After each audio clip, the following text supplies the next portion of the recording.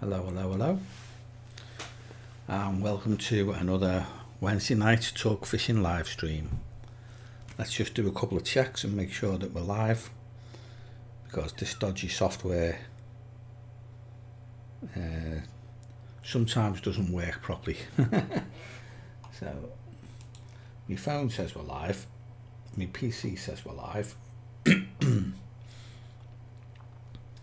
just want to go and check my channel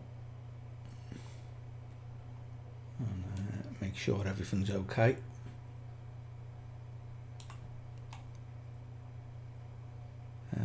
Where are we? Oh, shut that up, don't want to hear it. Scrolling down the wrong side. Yep, that looks okay. Looking good. Give my phone a clean. Right, good evening all. I didn't put any links out today to say that we were live at 8 o'clock, so hopefully everybody remembers. I've just been mad busy today, I haven't had a chance to do it. So I can see we've got 3 watching, at least 3. So somebody's arrived. Evening, Gary. How are you, mate? Are you all right?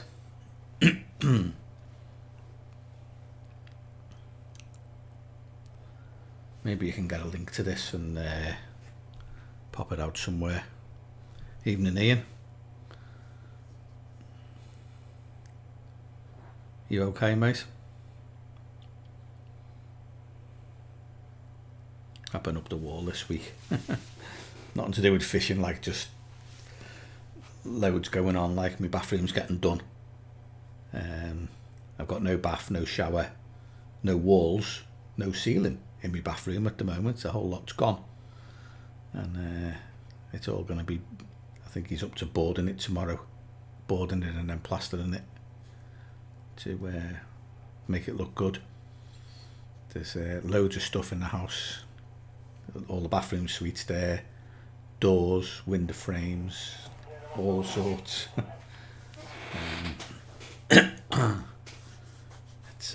It's about a 2 or 3 week job, something like that. But yeah, the skip's 3/4 full already. Got a skip outside. 3/4 full. So things are moving on apace. Hopefully, my bathroom will be brilliant when it's done. I'll put some before and after pictures on, so you can have a look at it. So you see what it was like before and what the new one looks like. So Gary managed the session on Saturday. Great to be back out. You blanked. Yeah, me too. I wasn't going to go on Saturday. I skipped Friday. It was Easter weekend, wasn't it? Friday, Monday. Everything else in between. To be honest, it just went so cold. I thought, why bother? I didn't see the point in it. I just thought, what a waste of time. So I didn't bother going at all on Friday. Saturday I thought, well, I should really go and have a sit on the bank, but it was freezing cold. The lake was busy, and the bloody farmer had a fire going in the field, and the smog, every time the wind changed direction, I could get loads of smoke off it, because he was piling what looked like straw and stuff like that on it, and there's loads of smoke everywhere. My clothes stink. Pretty sure me coats, I keep smelling fire on me coat. So yeah, it wasn't the best of days out, and the fish just nowhere to be seen. Didn't even see a fish. Couldn't get around the far side of the lake. It was all chocker with anglers all bivvied up, and yeah, didn't get near them. Didn't get a chance. So that was pretty much my weekend. I was going to go Monday, but it dropped so cold. It was trying to snow in the morning, and I just thought, do you know what, I might as well leave it a couple of weeks and do something else. Ironically, I can't even remember what I did on Sunday. I cleared a few things out of the house, but that's all. I think I cleared the back garden and tidied up, and that was it. And put some rubbish in the bin, like, and that was about Sunday. Oh, I tell a lie. I cleaned the car on Monday. I washed it and waxed it instead of going fishing. I put it on the drive and gave it a good going over again. So there you go. That's my weekend. One blank half day on Saturday, and I tidied up the garden on Sunday and washed my car on Monday.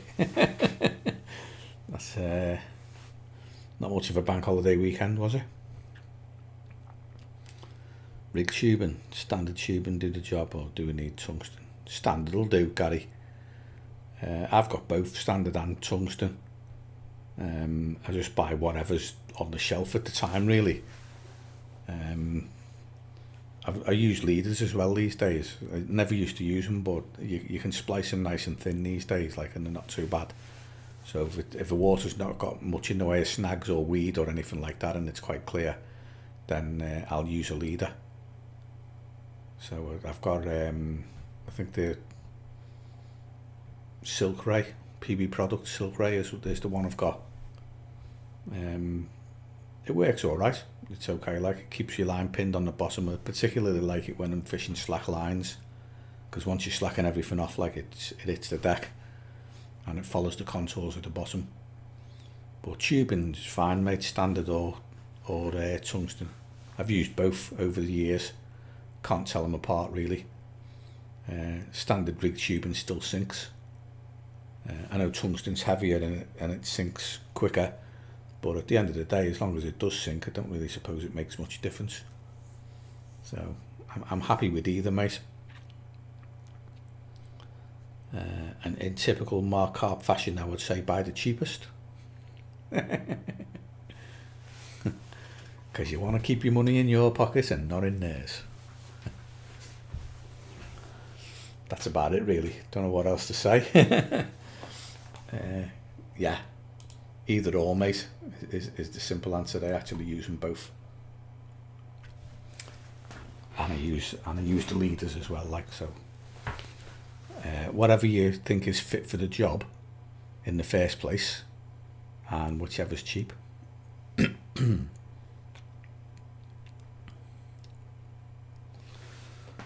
Right, some stuff from Bank Tackle. The braid's okay as well, really cheap, $6.99 for 20 metres, and it's supple. Right, okay. Evening, Mr. Tyler, Mr. T. Good to see you back again, mate. That's not bad, that's $6.99 for 20 metres, isn't it? That's pretty good.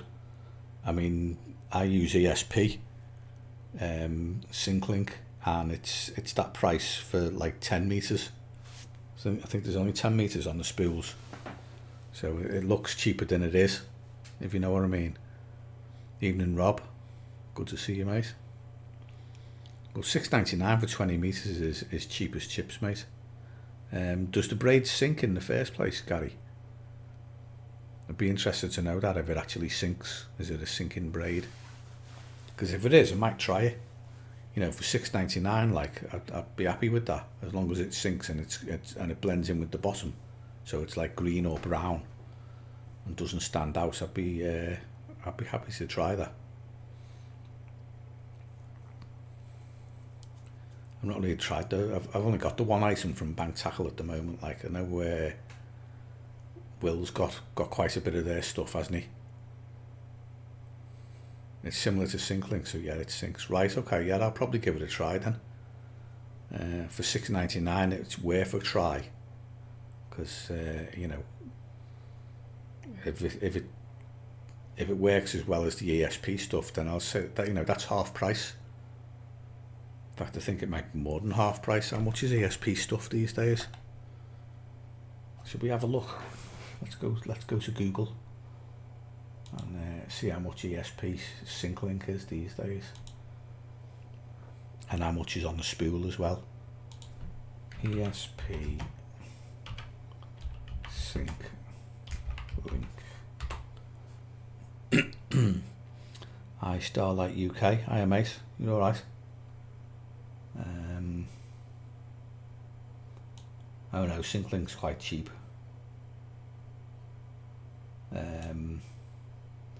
Angling Direct $5.95. eBay $5.95. Some tackle shops got it $4.95. So I'd say around about £6 for Sync link, but it's only a 10 metre spool, and for $6.99, 20 metres.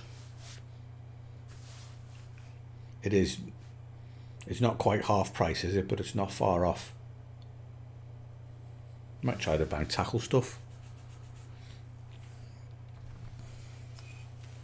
It's probably the same thing, just with their wrapper on it instead of VSPs. They're all pretty similar, aren't they? Evening Gizmo. Yeah, I might be on the change again there then. Go to Bank Tackle instead. Do you know what? I've thrown away. I bought some the Zig stuff, didn't I, from Bank Tackle. That's all I ordered. Post free. It came from Amazon, and I got a little thing in with it. A discount code to get 10% off as well.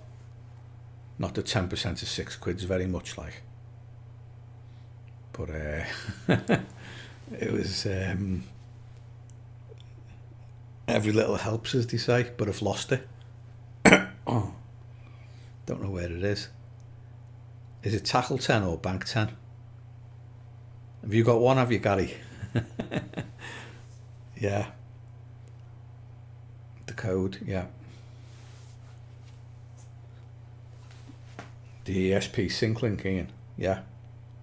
That's the one I use at the moment. Like, it's alright. I used to use Silkworm from Kristen, but it got quite hard to get hold of, and Kristen just seemed to like almost go out of business at times. Like they just had no presence anywhere. Like, and it was getting harder and harder to get hold of their stuff. So I started using ESP instead, and I've stuck with the ESP since. Like, rightly or wrongly, but yeah, the Bank Tackle stuff sounds okay. Has it got a name, Gary? Have they given it a name, or is it just like Bank Tackle Braid?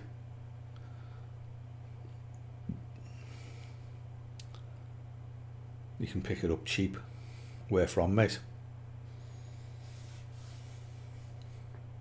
And what classes is cheap?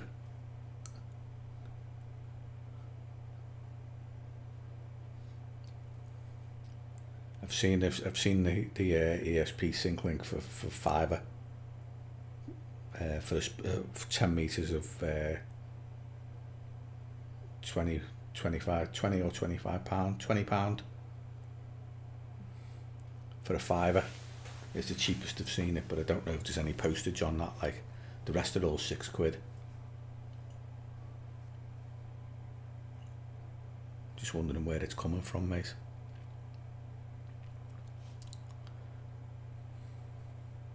Kevlar infused supple braid.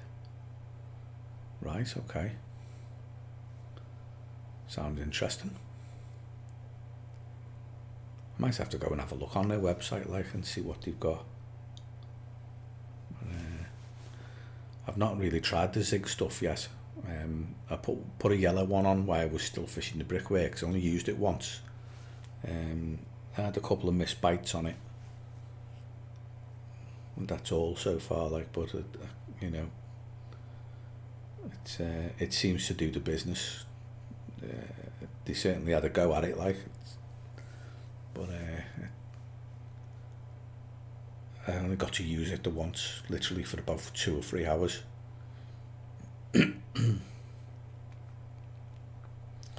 Gizmo picked up some Avid Shoctite braided snag shock leader, 50 meters, £50 for $9.99. That's a bit steep, that, isn't it? 50 meters for $9.99. That sounds awfully steep for braid. I don't know.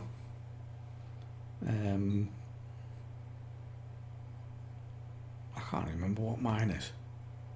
Ultimate Power Braid. And I think it was 20 quid. But I got a damn sight more than 50 meters. It was hundreds of meters for 20 quid. I don't know. I know I use Whiplash for my main line on my spod rod, £20 Whiplash, and that was 20 quid for 300 meters, something like that. I think the Ultimate Power Braid's about the same.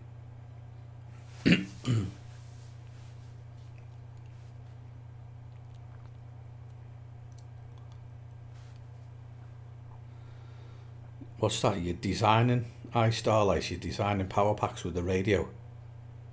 Will be out for sale end of April. Had 550 watches in 2 weeks. Made one to view. Right, okay. They might go quite well. I know there was someone already making power packs and selling them. They're not that difficult to do. He was putting them in a bucket, you know, like a square bucket. Putting power sockets on the sides and stuff like that with the battery inside. You know, you can put a few things on it, can't you? You can put like a cigarette lighter thing on it on the side of it, or USB charger is a good one for your phone. Stuff like that. I thought £5 was cheap with free postage. Yeah. That's what we like, cheap. Yeah, I haven't got a power pack. I've got a whatchamacallit. And have you seen the Ring power supplies? Starlight. Have you seen them? Ring power supplies. They use them for builders and stuff like that. They've got a plug socket on the side.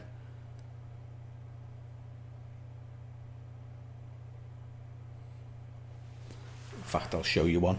Weighs a ton, like, but it was pretty good.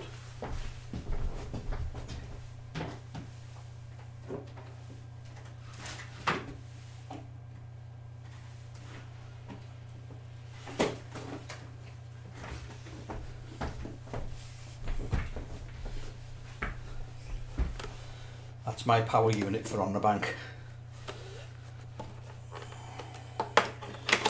Plug socket, cigarette lighter, and there's another, like a little charging socket there. It doesn't have USB, but you can plug into there with your phone charger, and the telly powers off this one, and it's 40 amp hour, as you can see, and it's got a fan in it, goes round. And it's got on the other side a light. There's a light on that side. That's my power for on the bank. I'll just put it away again.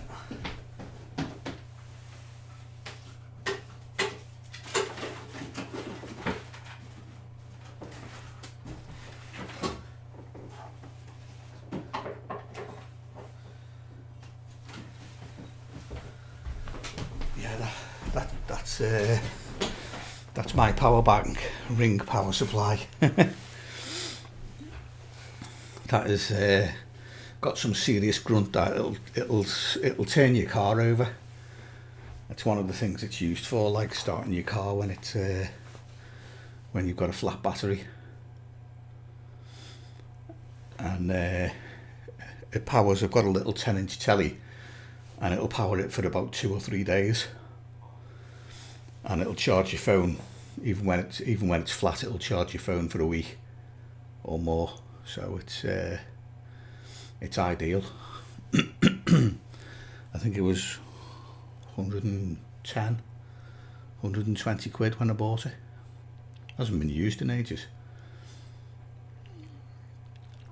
It only got used once a year anyway. It used to go away with the lads. I'd take that with me and my telly for a couple of nights. But to be honest, that's not had a lot of use.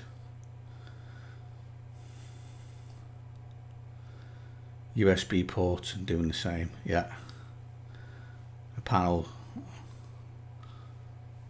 called the rocker switch panels. Yeah, I think I know what they are.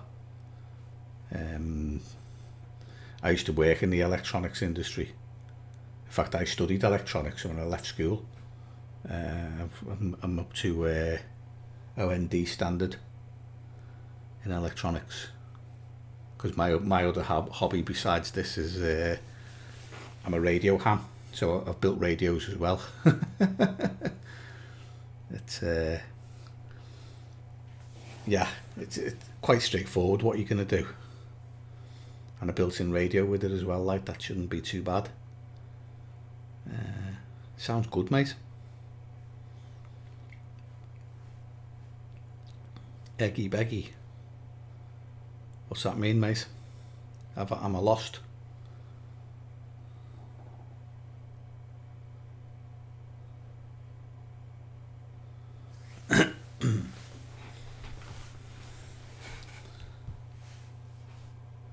You charge a 140 with the battery, right? Okay. Yeah, that Ring one I've got 40 amp hour was I think 110, 120.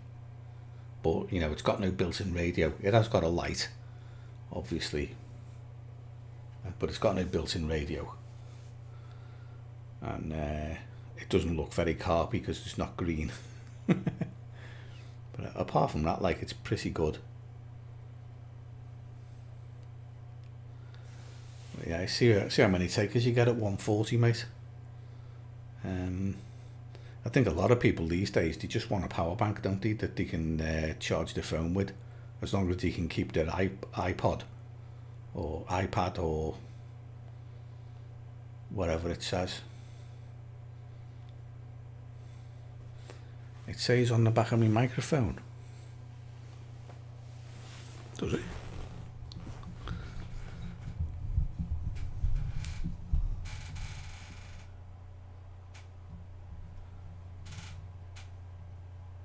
Says, one says gain and the other says pattern, because it's a whatchamacallit mic. It's like a studio mic for audio recordings and podcasts and stuff like that. It's actually a Yeti microphone.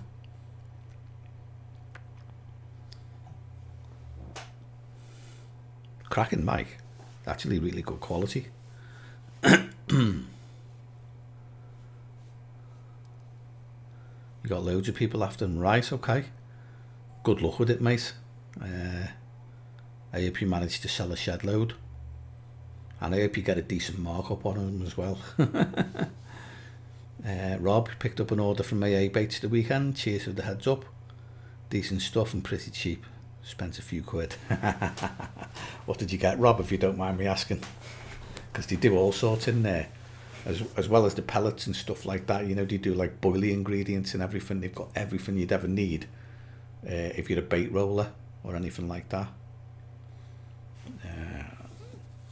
I don't know whether, I think I mentioned this in the last week's live stream, that I was contemplating getting some rolling gear together, a couple of tables and maybe a gun, sausage gun.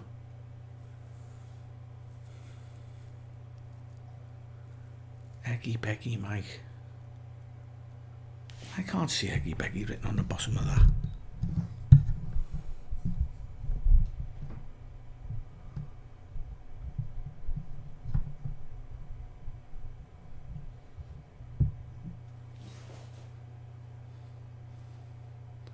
No, I think you're blind. I've no idea what you're looking at.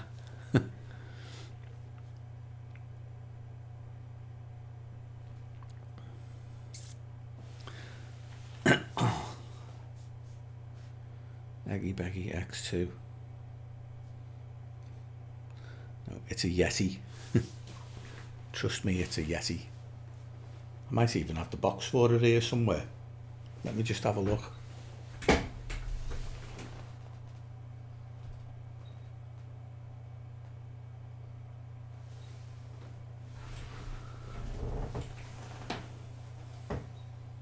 No, I think I've chucked it. But it's definitely a Yeti. Yeti studio mic. They cost about £100, which is what I paid for this one from the local PC World. Not even a mile away. Right, okay, black tigers, normal targets, pellets, a few nut glugs, a few ground bait for when I go for the tench. Right, okay, Rob, yeah, sounds like you've been spending up big time there then. They're quite handy, aren't they? Just to order it through the website and then just put will collect and put your phone number in, and they ring you and say it's ready, and you just go and collect it. And it's not hard to find, is it? It's quite a useful place, I think. Yes, mate, it's a USB mic. That's exactly what it is.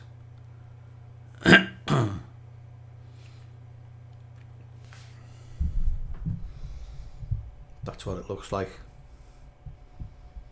The bits you can't see. And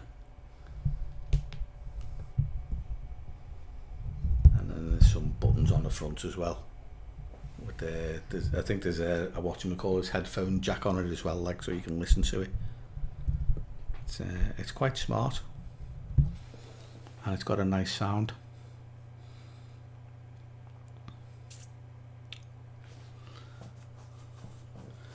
Yeah, I get quite a bit of stuff from there. Like my last bag of pellets came from there as well, AA baits, and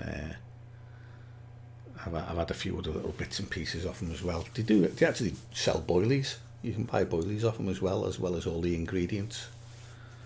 And you can get dips and glugs and whatever you want off them, really. And you know, the warehouse is pretty big, isn't it? It's weird smelling place. That's for sure.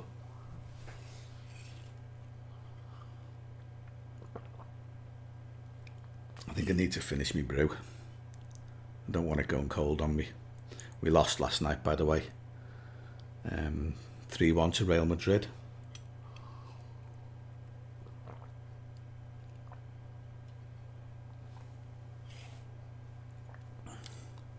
Right. Let's close that page on SyncLink. And let's...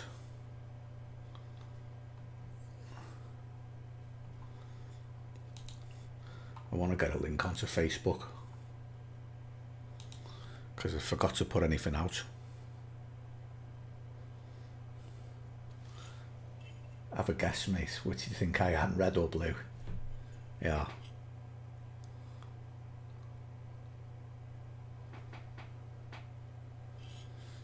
Am I a blue? No. Not a chance. Right. Where are we? Your videos. Shame. What would I want to be a bitter for? Who'd want to be a bitter? The trophy room's got dust in it.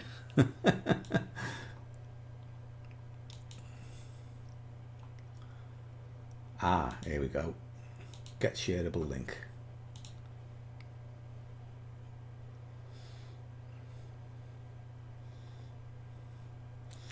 Sorry, I'm just going to bung this onto Facebook.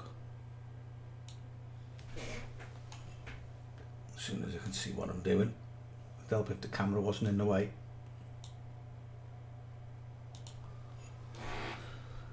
Here we go, create a post.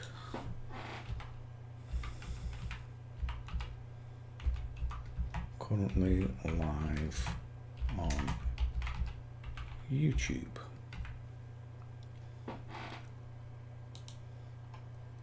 Thumbs up, link, post. Oh, Christ's sake.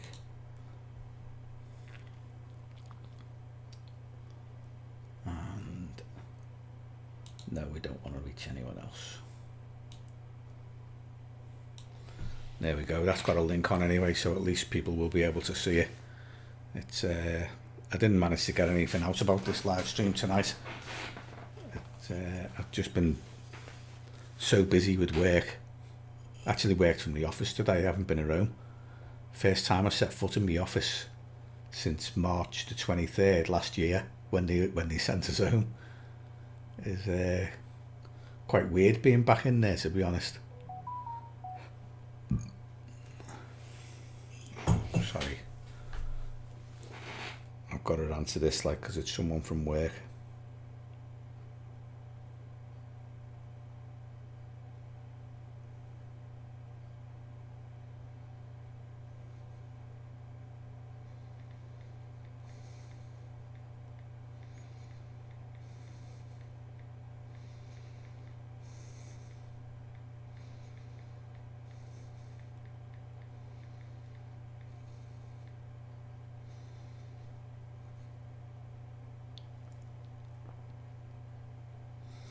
Yeah, I had to answer that. It was someone from work. I do apologise. 20 kilo halibut, 35 quid. Yeah, that's about right. It's not bad that. It's under 2 quid a kilo, innit, for your halibuts. I've got a couple of different sizes. Like, I've still got some 20 mils left, some big giant 20 mils, and I've got a bag of mixed. We've seen the mixed pellets they do, Rob, and I think they do 5, 10, 20 kilo bags or something like that, where there's about 4 or 5 different types of pellets, sizes and different pellets to break down at different rates. I use them for PVA bags. They've been quite useful as well, like, not bad at all. And I've still got most of me bag of them behind me, like. So I don't think I'm going to be getting much off them this year, to be honest. I still don't even know what bait I'm going to use. I'm literally just using up stuff I've got at the moment. I've still got a little Scopex squid, and I've still got that DNA to use up. And I've still got several kilos of chickpeas as well, like, so I use them as well, and the pellets. So I don't actually need to buy any bait in, really. I could just make do with what I've got. And then run it, I think the plan is run it down and then maybe buy some fresh stuff next year. 2.5 kilos of mixed, yeah. They're good, them mixed, mate. They go nice in the bags, like. And I was using them late last year to get bites on the shoe, because it's gone quite hard. So I was literally using a bag of those mixed pellets with a slow sinking bit of corn on top of it. So, you know, they suck at it and the corn goes straight in the mouth, and that actually got me a few bites. So they're quite good. Certainly they attract the fish. You got a nice oil slick when you throw them in.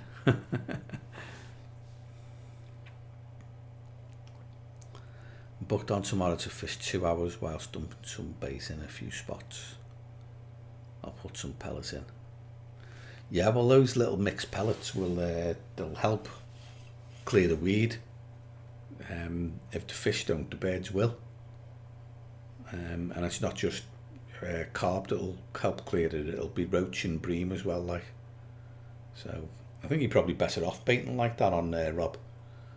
Hemp and pellet, and you know, get whatever fish are in there to get the reds down on it. You're just looking to, you know, get something clear in the weed, basically.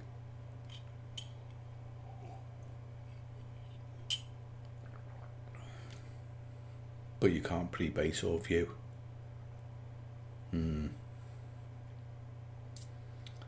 Yeah. They always had that rule, mate, even when it was Stoke. But the thing is, the lakes, the one side of the lake, the non-haul side,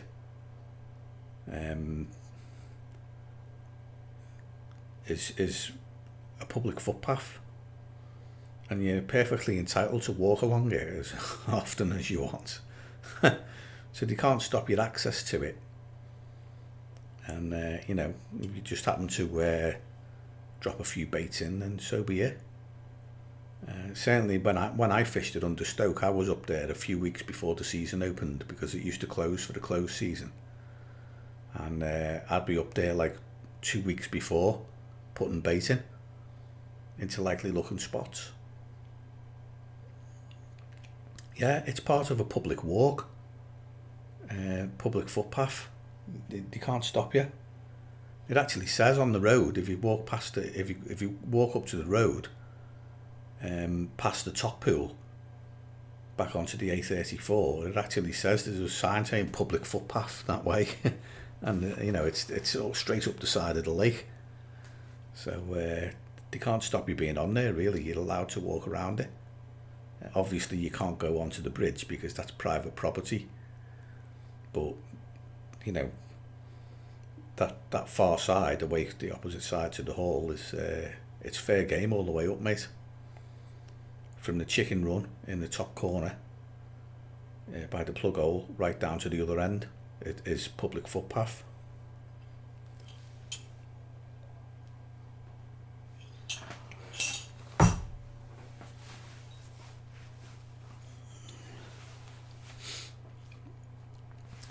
Yeah, AA baiting is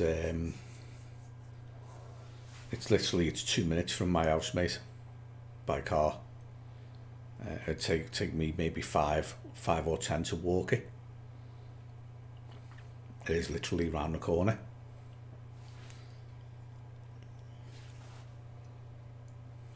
I've got to do one left, right, left again, right, left, and a right, and I'm there. Not far at all.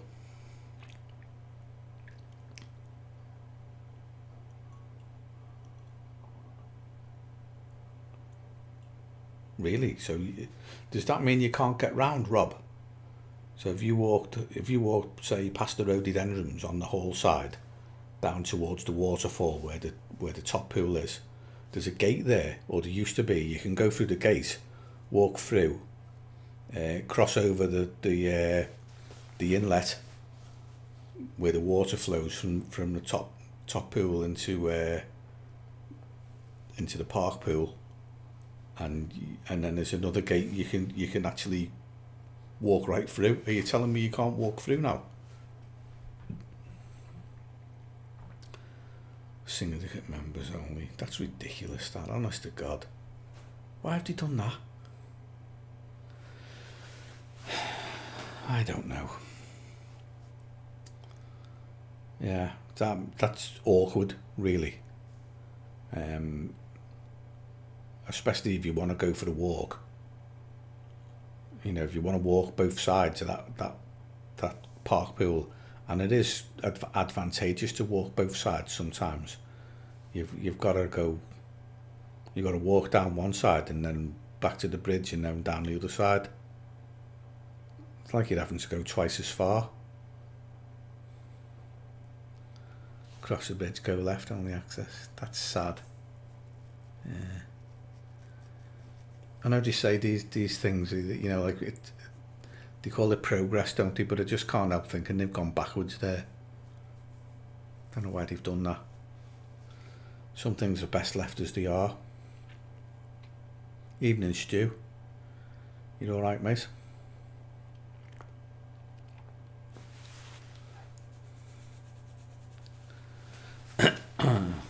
Have you been out, Stu? I think a few of us have been back into Cheshire last weekend, but it's all a case of blankety blank, I'm afraid. I blanked anyway. Gary B blanked. Don't know anyone who's actually caught anything yet, really, but it was a crappy weekend, wasn't it? No, Stu, you can't. Not on any PA water. No dogs allowed, mate, at all.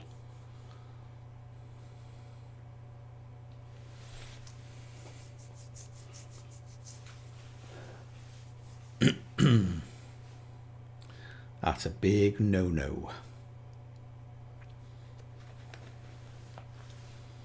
Yeah, if you were planning on taking your dog with you, Stu, that my advice is don't. They won't like it.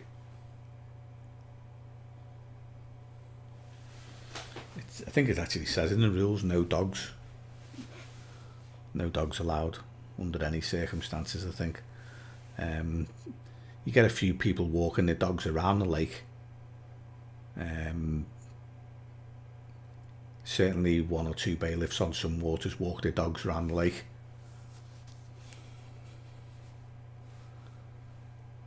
One fish, £14 common. That's alright, Stu, it's a start, mate. Decent size, that. Where were you, mate? Are you allowed to say? Big G. S&D. LT.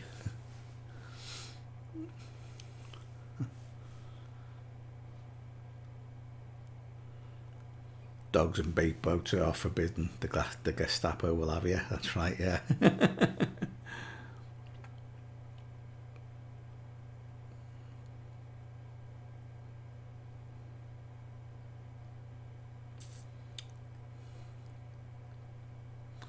Evening, Will. You're all right, mate?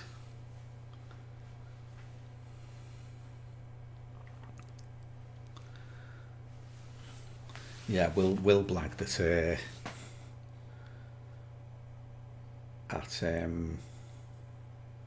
Merrington. That's it. I noticed in that video, Will, you turned the camera around and there was a lake behind you. Have they dug another one? Are they planning to have 2 lakes there now, are they?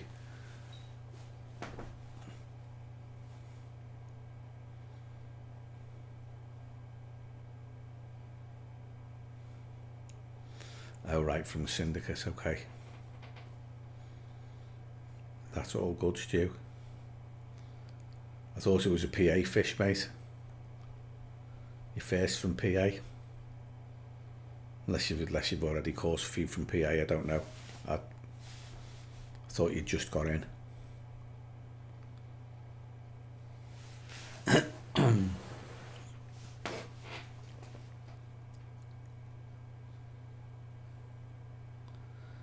Yeah, we do normally have Danny chipping in, don't we? That's because they banned his blogs and he's not happy about it. Which always tickles me.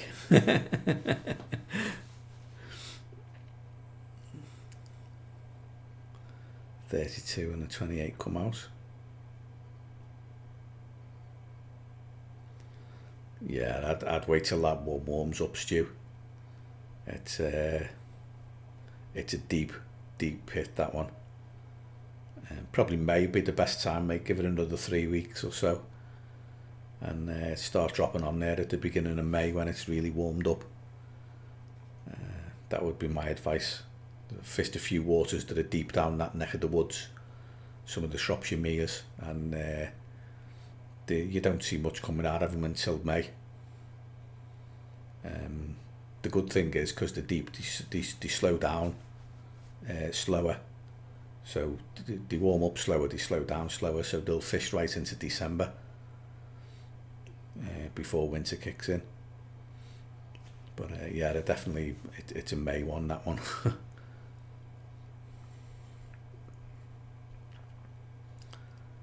2 at the minute, and dug a new one to open next year. Right, okay, yeah. They're certainly going big on the carp fishing then, aren't they, Merrington? They're actually digging lakes. It's good to see. Be interesting to see what they put in them. Like, will they start small and bring them on?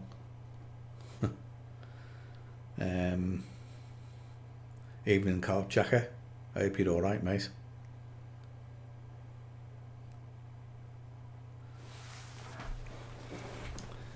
Yeah, Danny can't film his videos on there, can he? Like, but you know, as he always says, he never misses a beat, and he's still doing them.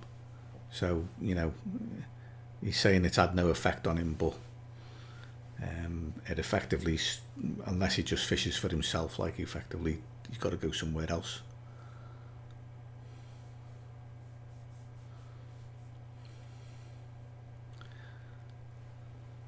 Yeah, long-standing, very long-standing, Stu.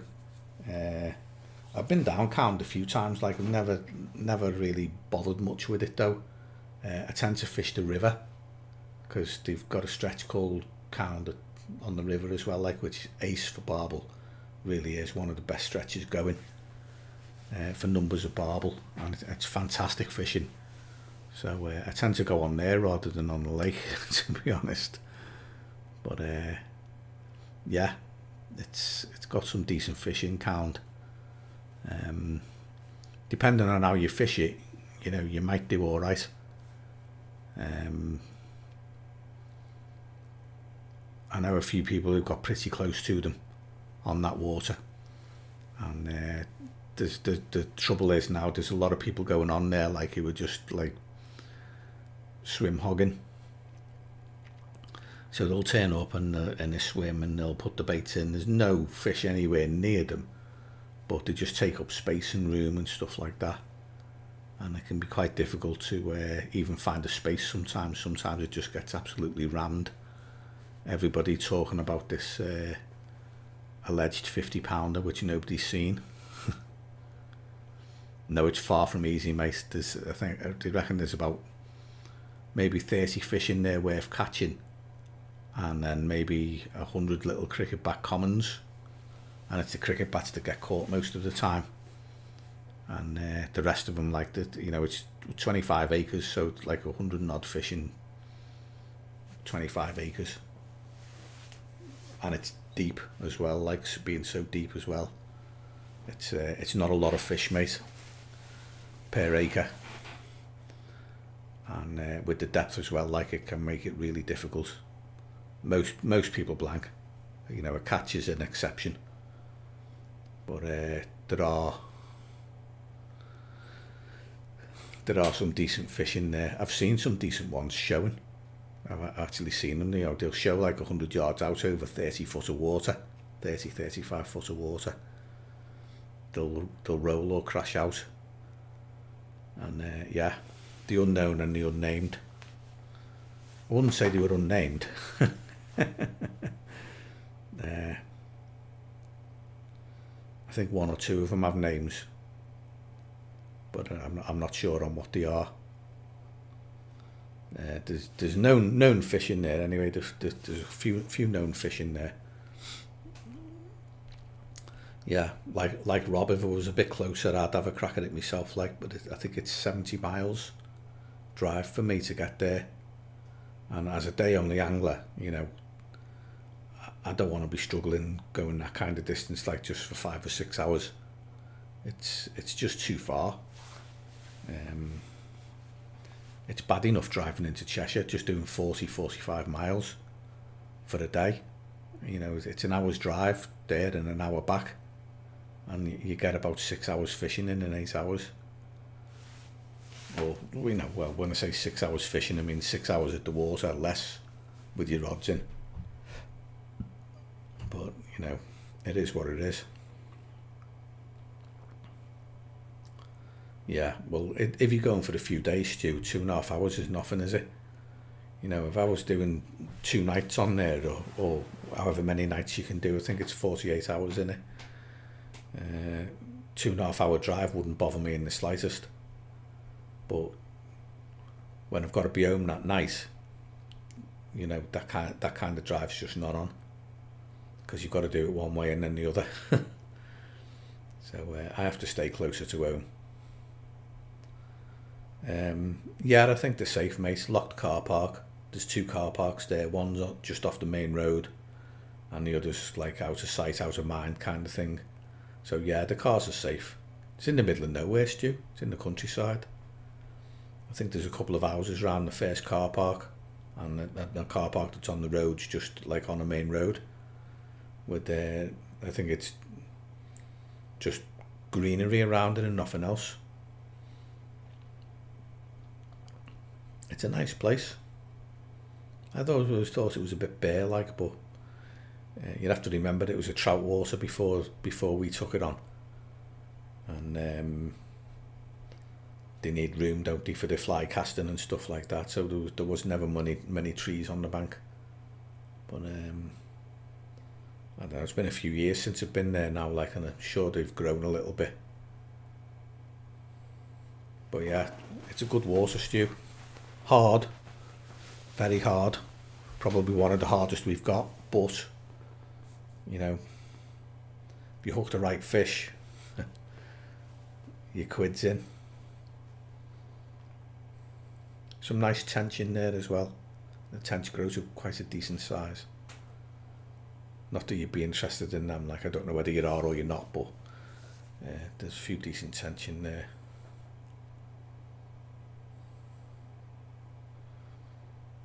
Yeah, he did, Rob. Much to everyone's annoyance, because he'd never actually fished there. I think I've got some YouTube footage of it. No, not YouTube. GoPro footage of it myself, because I went round Cound quite a few years before Carl joined the club. So I've got some GoPro footage of it myself, but I've never actually put it on YouTube or anything like that. It was basically just for me.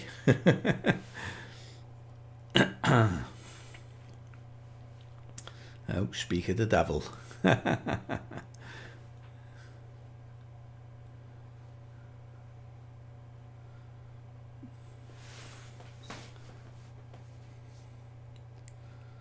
Yeah, I think you've got to do that, Stu. My advice is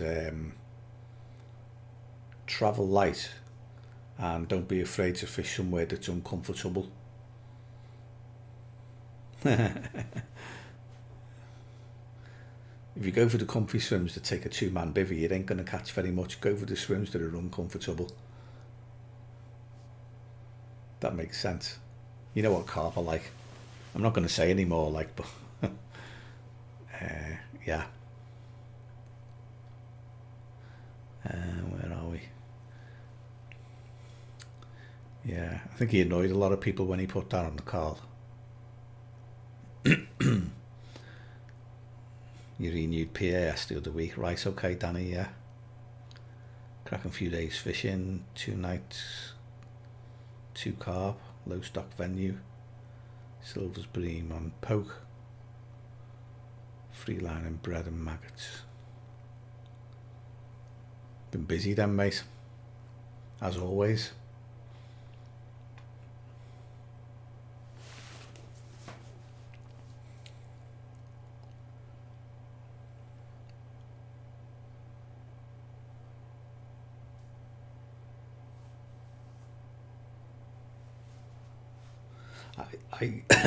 I didn't know if he was going to renew or not, Rob. I thought he had already, to be honest.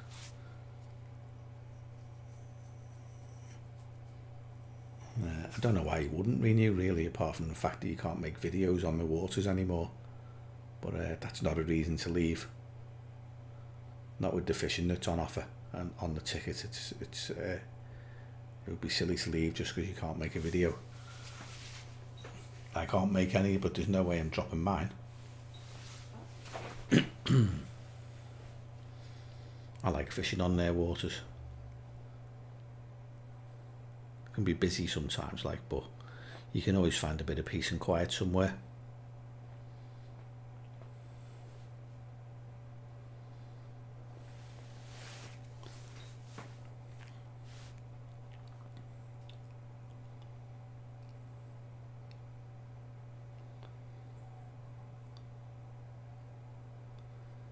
Always said he would. They've joined for some quiet fishing away from the vlog. Asked question and induction and he said I could film.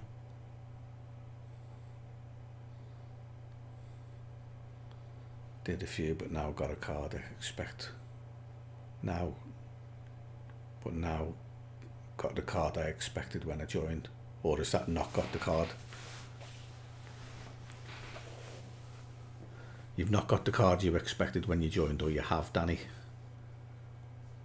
Looks like you have got the card you'd expected.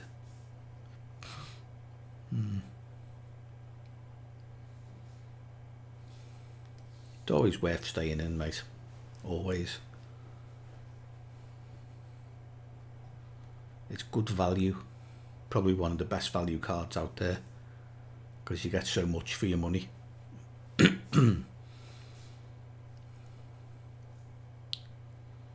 your money in other clubs just doesn't go as far sometimes.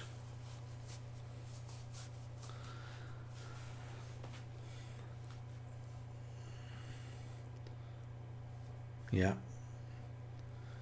And that's it. If you've got a mate who's in there as well, like, then you've got some good fishing to look forward to, haven't you? It's perfect for me as well, Rob. I like it. I generally stay out of all the moaning that's going on, especially on the Facebook page. It's they're having another go at the booking system, aren't they, for LT? And moaning about it. I think someone's can't book for a month or something like that. I don't know what they've been trying to do to be denied the booking that far in advance, like, but there's something complaining that it's not working and all the rest of it. It's quite funny to watch, really. Yeah, they're not close to home, like, but you're right, there's always something on offer. And if you start out in Siddington and work your way back, then there's a few knocking around there, Rob. There's Shipbrook Station, Hatch, the Shoe, all kind of like on the way back from Siddington. So you don't even have to go out your way, really. Like, it's all just along the A556 corridor, and that works for me. Makes life quite easy with the travelling and stuff like that.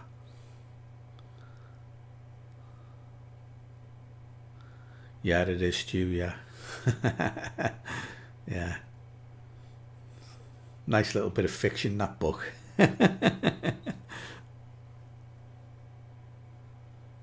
Yeah, float fishing on Tatton. Yeah. That's quite a really popular place these days, Tatton.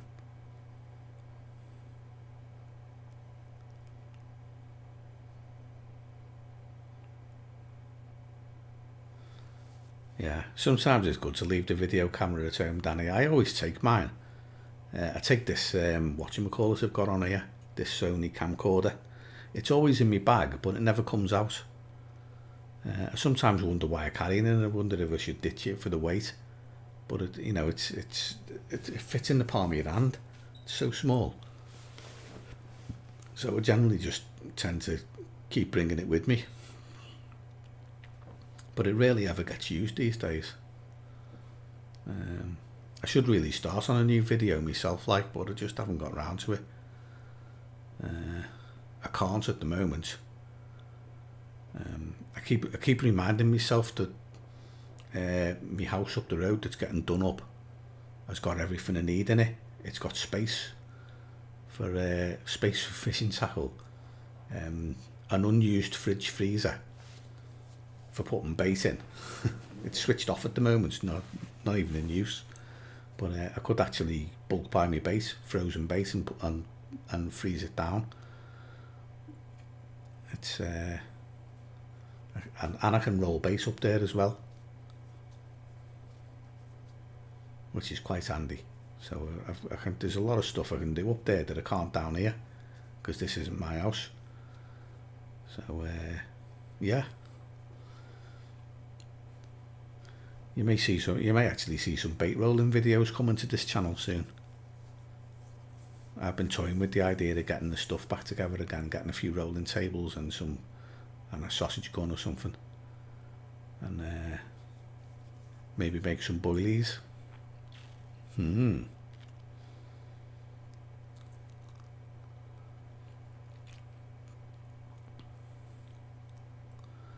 It really seems the only one of us has suffered from PS banning filming,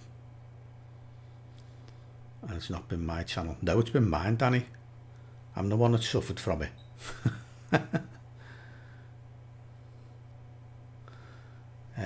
Well, I wasn't breaking any publicity rules, Danny, because they were not in place. But yeah, I'm the one that suffered the most, mate. No doubt about it. I'm not arguing with you on that score, and it's a shame, like, but it is what it is. Nothing I can do about it. And I have got other places I can go as well, like, it's not the only place I've got.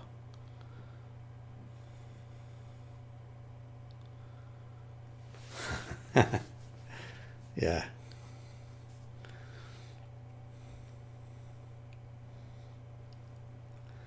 There you go. And despite the one that I'm the one that's lost out the most, Danny, you're the one that keeps going on about it. Yeah, I don't make a lot of videos anyway, mate. And you know, I'm not turning them out week in, week out like you. Just one every few months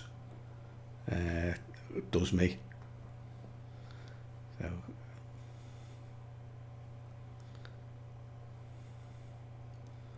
Hiya, Luke.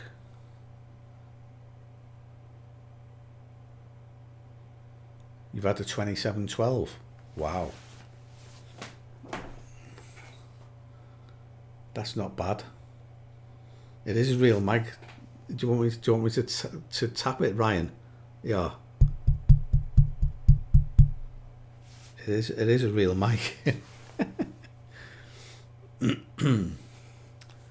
Yeah, nice one, Luke. That's a pretty big fish, that, mate. I've not had one that big for years. 2712. That's a decent size. Yeah, you wouldn't. That's right, Danny. Yeah, you wouldn't have renewed if it was if you were asked about it. Like, you'd have just left.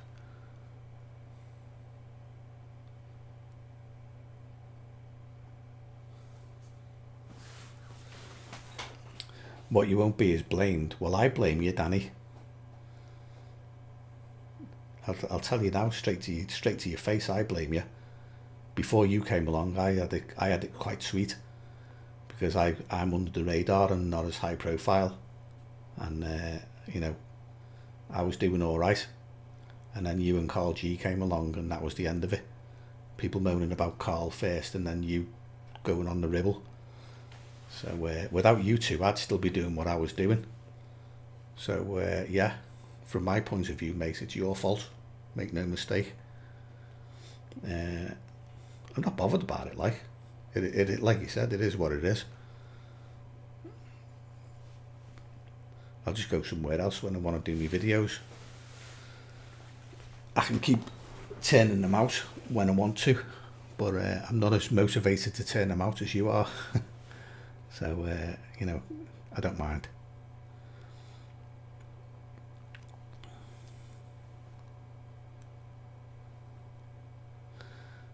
When someone says they're going to buy a ticket for an opposite bank just to do drone footage and expose a bailiff's favourite swim, that's bitter.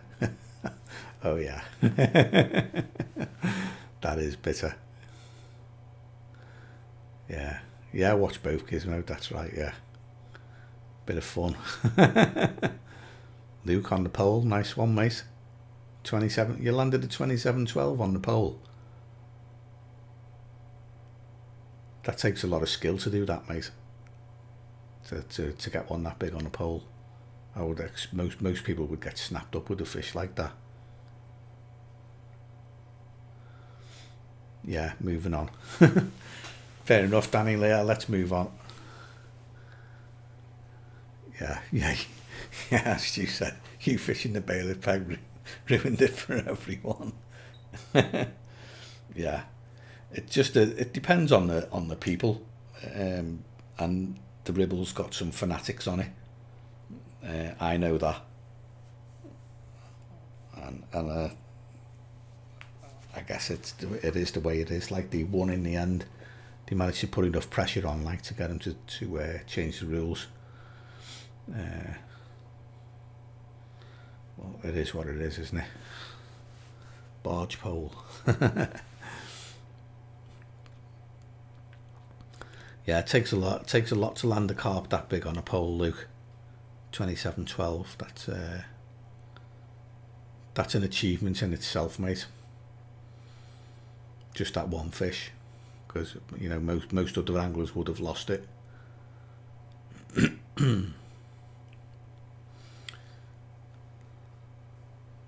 What time is it? Crikey, it's only 9 o'clock. Thought it was later than that. All I seem to have done is run round all day. Run round so much you didn't even manage to get anything out to say here. 27 ounces, yeah. No, he said 2712 Starlight. That's what I saw, 2712. which is £27 and 12 ounces in my book. But yeah, 27 ounces is what? Just under £2.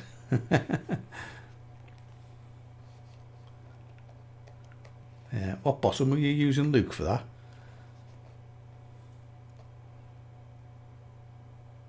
Usually if you're fishing a pole, like, you'd only have like a 1.5 pound bottom or something like that. £2 at most. Not on the pole.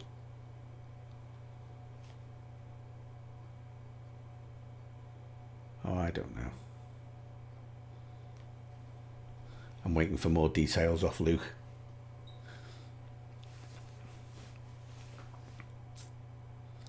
I can't believe he only caught 10 fish.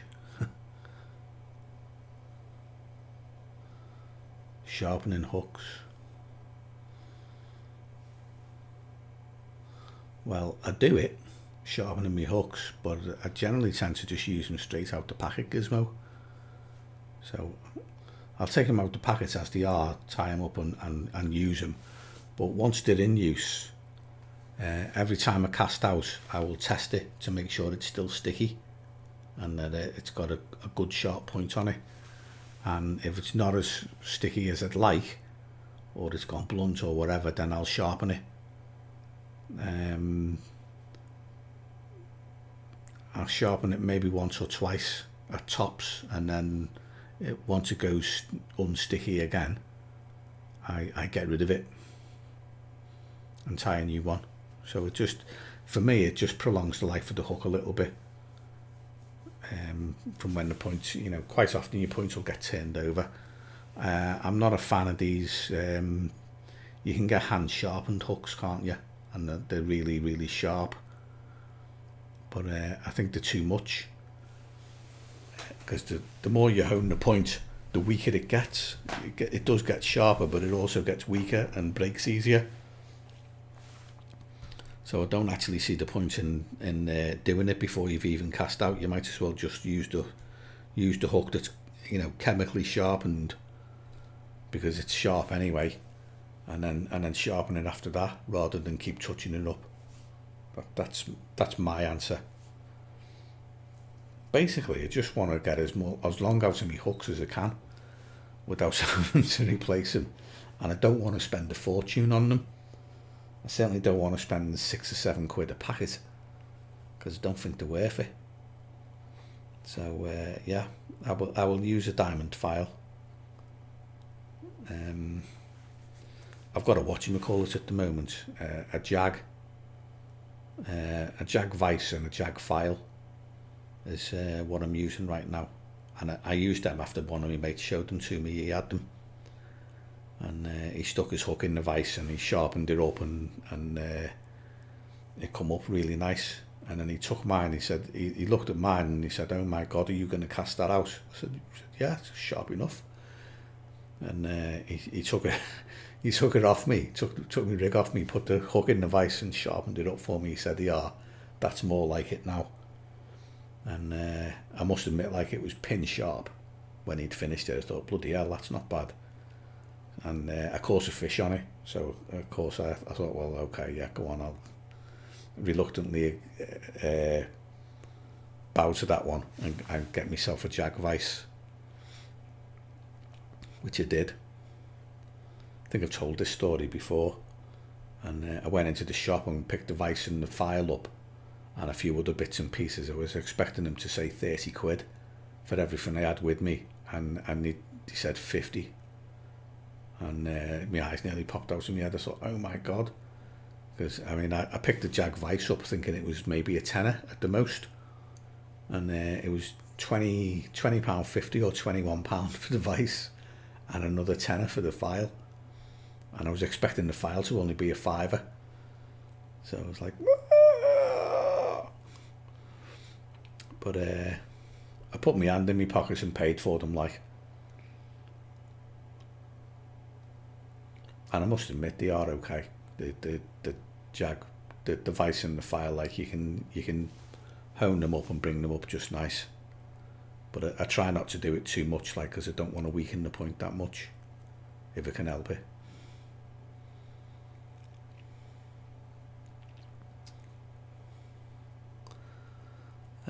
Yeah, Gizmo, you're the same. It's the best way to be in it. You just want to prolong the life of your hooks a little bit if you can. That's what it's for, as far as I'm concerned. You know, if they go blunt or turn over, you can usually sharpen them up again, and the hook will still work fine, and it'll be okay. But once you've sharpened it a few times, like, and it starts getting smaller and smaller point on it, that's the time to chuck it. And try not to sharpen it down too fast. Just bring it up to sticky, and leave it there. And buy a kit to do hooks. No hook is sharp from you. Sharp enough for me, mate. I'll be honest. Straight out the packets, I've never had a problem with the Carp hook straight out the packets. As long as they're sticky, which they are, then they've been okay. I'll tell you what I was looking at the other day, the Hook Doctor from Nash. I was watching one of those videos that, what's his name's in? Who's the fella from Nash who goes round all the dodgy places? What's his name? He's doing like a Carp life thing, isn't he? I can't remember his name. iPods. What's his name? Mr. Urban Banks. What? That's it, Alan Blair. So, yeah, I was watching one of his the other day, like, and he had a Hook Doctor for sharp, and he was going on about sharp, how he likes his hook point sharp, and he had this like Hook Doctor, and it's like a little thing that rotates around, and you just put your hook on it and zzz, and it sharpens it up nice for you. Look quite neat, but you know, 70 quid. Oof. I think I'll stick with my Jag, to be honest.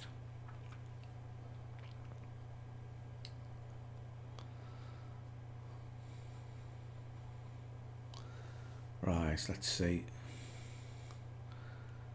Nick one for the tackle bag. Yeah, diamond file in your tackle bag's always handy, Rob. There's always been one in mine, even before I had the Jag vice in that. I had a diamond file. It's still in one of my tackle boxes. I put it somewhere else. I can't remember where it is now, but I've still got my diamond file somewhere. But obviously I just used the Jag one now. One cast, hook them, sharpened, obey. Ones.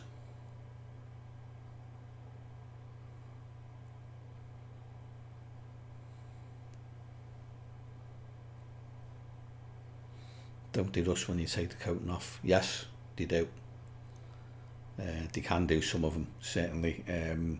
If you take the coating off a Camazan B175, they definitely rust. They'll be okay for your session, but if you leave that hook on, when you come to get it out the next week, you can guarantee it there'll be rust all over the point.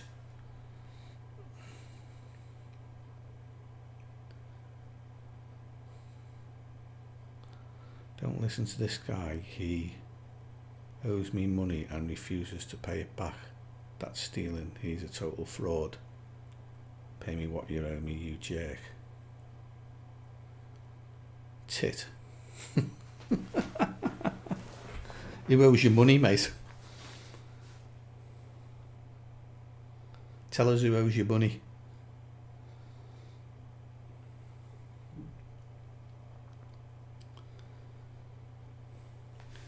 You've got 5 seconds to tell us who owes you money. 4, 3, 2, 1, 0. Goodbye.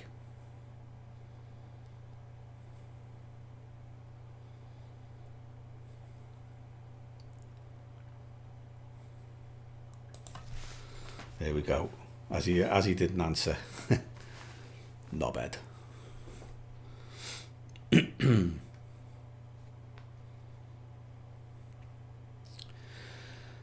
I don't know. We had 1 or 2 dodgy ones in here tonight, haven't we? Yeah, going back to the hooks anyway. The B175s, if you leave them week to week, if you sharpen them once, when you get your tackle out next week, the hook will be I'll have a very light layer of rust on it. So the B175s definitely, they rust.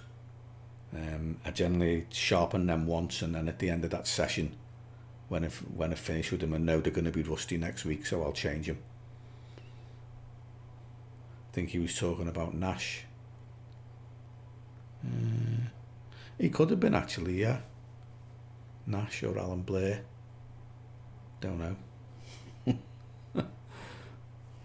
Well, as I don't know Nash or Alan Blair, I just watch the videos now and again, like I don't know who he owes money to.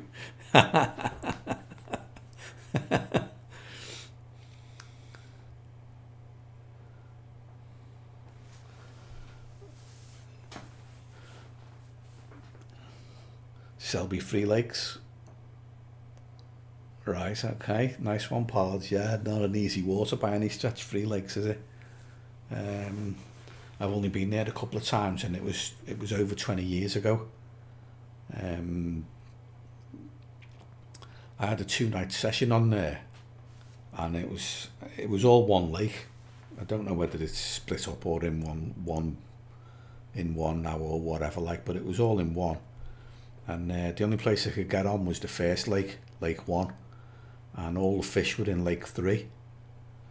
And I moved twice in 48 hours, like I moved and moved again.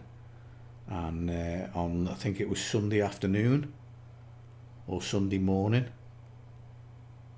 at host, pay me what you owe me. I'm the host, and I don't owe you anything, you tit. Are you even English? Not bad. You stole from me and you know it. Don't be a liar. Shut up. Nobody's stolen from you. And it certainly wasn't me. Leroy Diddy. Say goodbye, you tit. Pay me.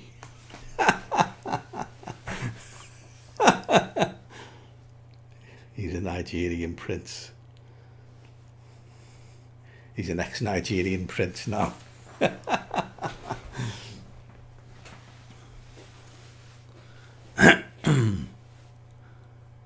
Yeah. Look, I can't even remember what I was talking about now.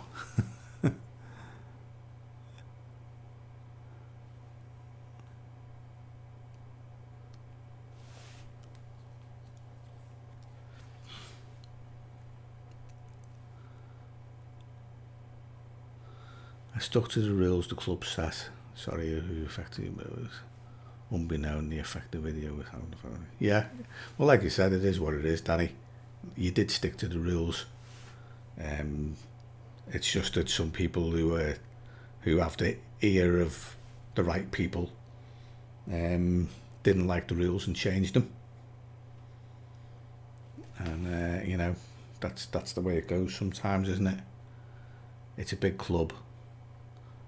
It's an open club, you know. If you wanted those rules changed, you could go to the you could put a motion in at the committee, and it would have to be voted on. You get a proposer and a seconder, and go to overturn it and change the rules again to suit yourself. You can do that if you get enough people to vote for you, like, and support you. But they have to turn up to the meeting to do it. And to be honest, I'm not going to drive 60 or 70 miles to overturn that rule, mate. It's not that important. It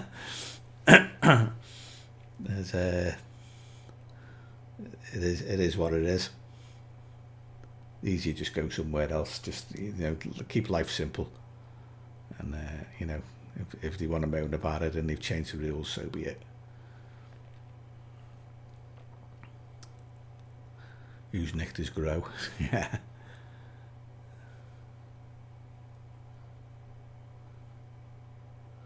Gonna be oh, that's right, we're talking about Free Lakes. Yeah. You had to move twice, pards, in the 48 hours that it was on, and on Sunday afternoon a peg became available on Lake 3 that had access to the bar and one of the cut throughs, and the fish were you could see the fish cruising up and down the bar. There was loads of them.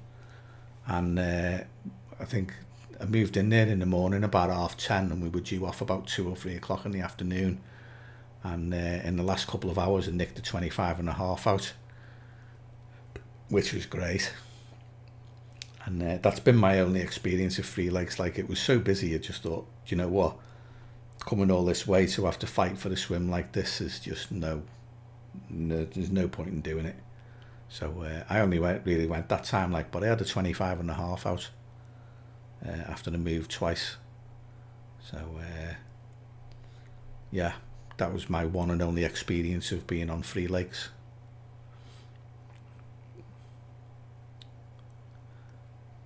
No, Danny, you didn't break any rules. It's just one of those things.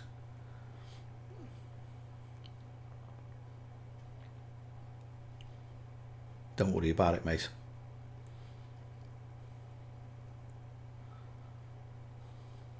Stu's in a good peg. It produces a few bites.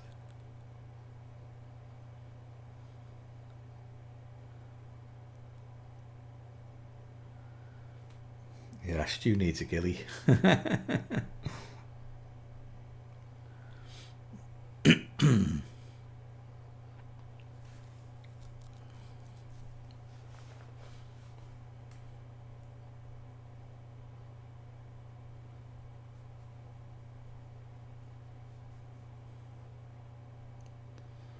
I'm waiting to see what comes up next.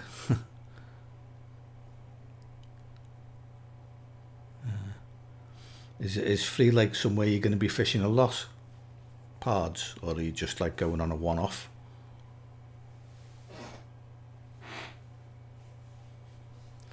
And a chef and a bartender.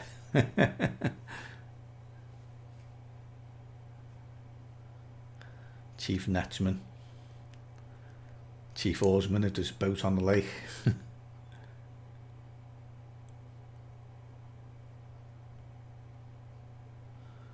Chief errand boy of the shops round the corner.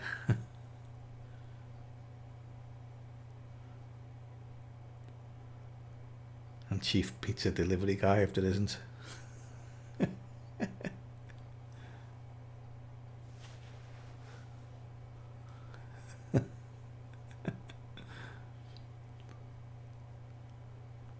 Five, bit of a social. Are you on free legs, are you now, Stu? Are you there as well? Where are you going?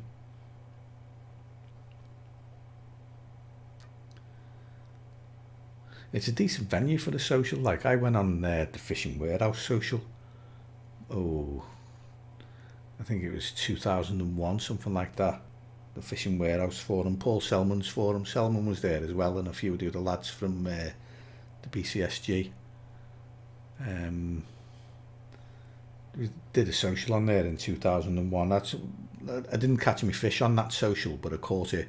I decided before the social to go and have a session up there just to see what it was like before I went. And the week before the social is when I caught my fish. It's going back 2001, something like that. 5 going all after lockdown. Good to get out. Yeah. Next Friday. Right, okay, yeah, is that not the 12th, is it? When's the 12th? Is it Monday? I think we're out of lockdown now, aren't we? Are they open? Have they even opened?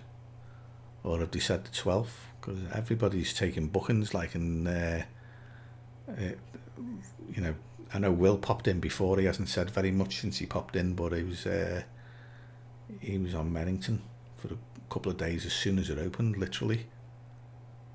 16th, Friday the 16th. Yeah. Friday the 16th. I tell you what, time's not stopping, is it? Just, it only seems like yesterday it was February. And look at us now, like we're out of lockdown and everything. Shops are opening a bit more on Monday the 12th, which is what? It's Wednesday today, isn't it? Next Monday. There'll be like hairdressers and stuff like that open, and I think you can get a drink outside in the pub as well. It's moving on, isn't it? Do you know what? I still really don't know where I'm going fishing this week.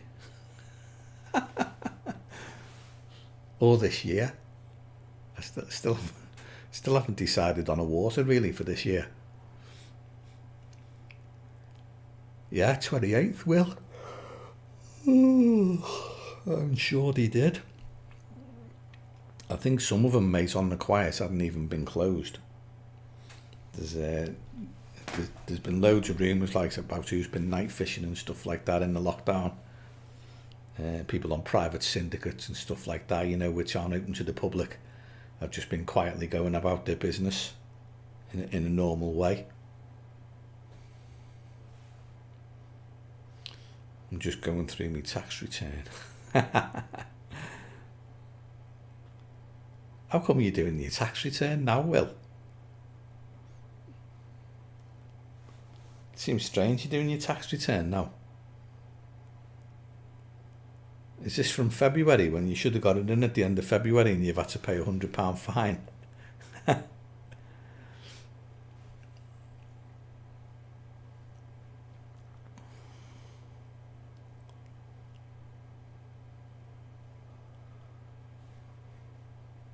I start with the best intentions on my tax return of doing them. I have to wait for a P60 to come through from my employer because it has my yearly earnings on, and then I can file my own tax returns after that. The P60 usually comes in May.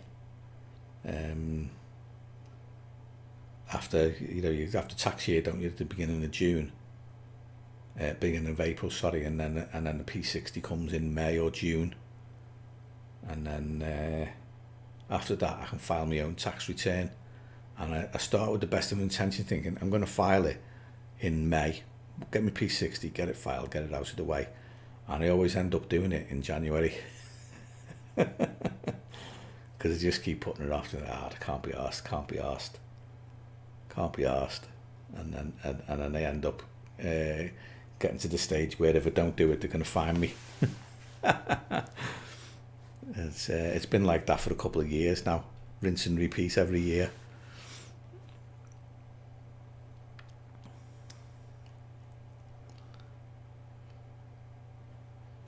Yeah, Julian Cundiff fished Three Lakes a few times over the years, hasn't he? Did really well on there. But, you know, you've got a bait company behind you and they're giving you it all cheap. You can put a lot of bait in, can't you? And he was known for doing a lot of bait. I've seen a few of his slideshows and talks years ago. And one of them was on Three Lakes. And he was piling in, I think it was Big Fish Mix at the time. BFM, and he was putting it in like it was going out of fashion. Certainly more bait than I'd ever use, but you know, his results speak for themselves, don't they?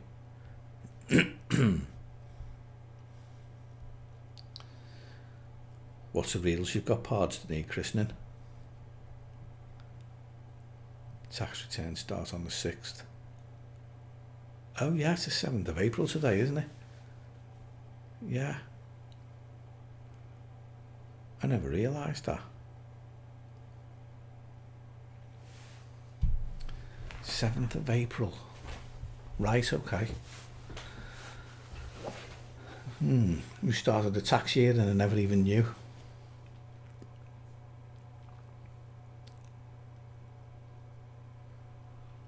Yeah, what reels you got, Pards?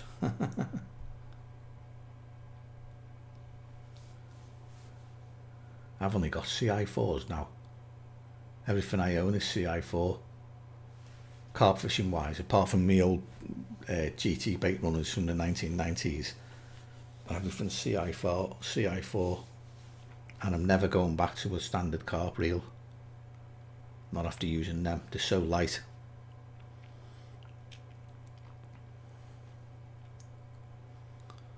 Infinities, coffee grinders, right, okay. Yeah, one of my mates is just in the process of selling a pair of Infinities, BR 5500, I think they are. I had a set of 3 of them myself. years ago. So I sold mine on to get the reels I've got now. Yeah, that's me mate who's selling them, Paul. He put them on the PA Facebook page, PA trading page. He's flogging them off. I don't know what he's getting, like, what he's replacing them with, but he's selling them off. They're nice reels, and Paul doesn't go fishing very much, like, so they're not well used. You know, they're not. They've not been out week in, week out for years and been hammered. He literally only goes fishing like once a year in France for a week, and then a couple of maybe 3 or 4 sessions over here a year is all he does. So the reels are hardly used, like.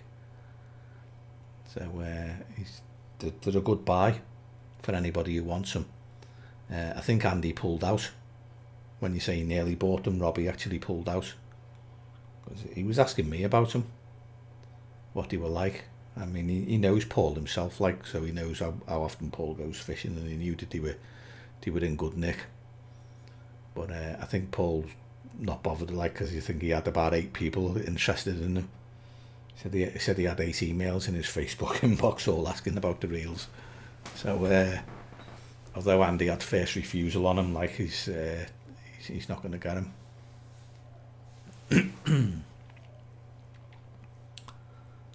But yeah, the infinity reels are quite nice and chunky. Quite heavy though.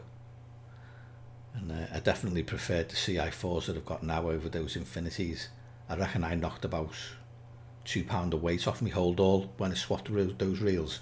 I got rid of the infinities and I got 500 CI4 Ultigras, the baby big pits, and I knocked pounds off me hold all. It was all of a sudden like you pick it up and go, wow, look at this, it's dead light, because the coffee grinders were gone.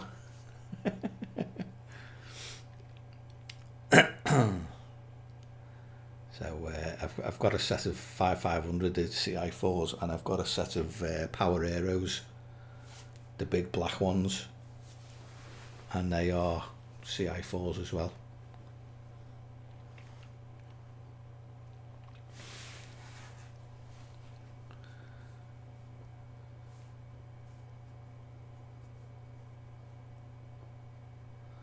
Six now, 3 for the 13s and 3 for the 12s. I take it that's the 12s. Yeah. Speedmasters 1400 XTB. Bang on. Yeah, I like the Shimano reels, will myself, like, they're great.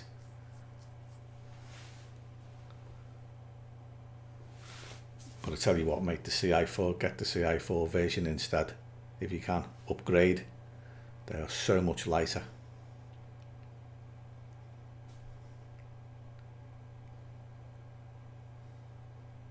Big bait runner long casts, yeah, they're alright as well. I think they're all decent quality reels, aren't they? Are you British? What do you think? Have a guess. Yes or no? Or am I British?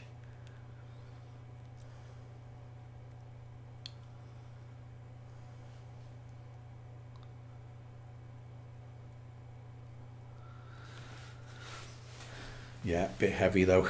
It's all about the weight. Keep saying this to people, like, with your reels, like, you just want them as light as you can get them.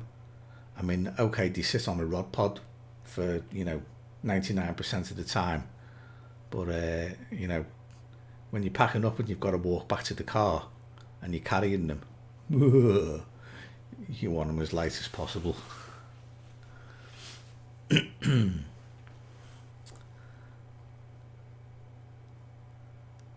Set of needles for old monkeys, 50 quid. That's outrageous. What's going on with fishing tackle these days? I mean, I know we're in a pandemic and we're having difficulty getting hold of a few bits and pieces, but the price of everything just seems to be going through the roof.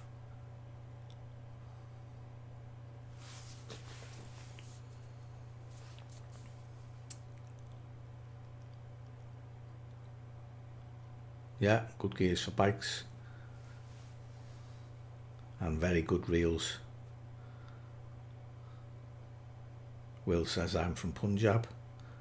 Pard says I'm English, bruv.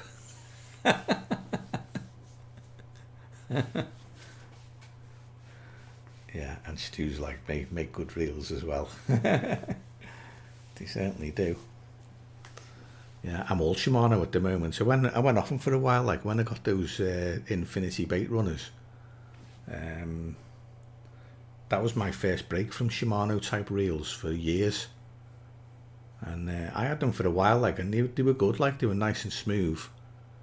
And I just fancied a change. I wanted something lighter, and I didn't want to spend out loads of money. And a set of second-hand Ultegras came up, and I knew the guy who was selling them, Stan Jagman. So I bought them, and I sold mine to pay for them. So I financed them by selling me Infinities in the end, so I didn't have to spend any money out.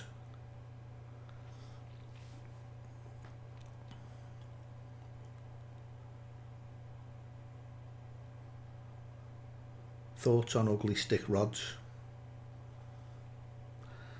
Honestly, mate, I've never used one. I know what they are. They were in this country anyway. They were Shakespeare, and they were old like sea fishing rods and big game fishing rods and stuff like that. But that's not the kind of fishing we do in this country. So I've never actually used one. I couldn't give an opinion on them, mate.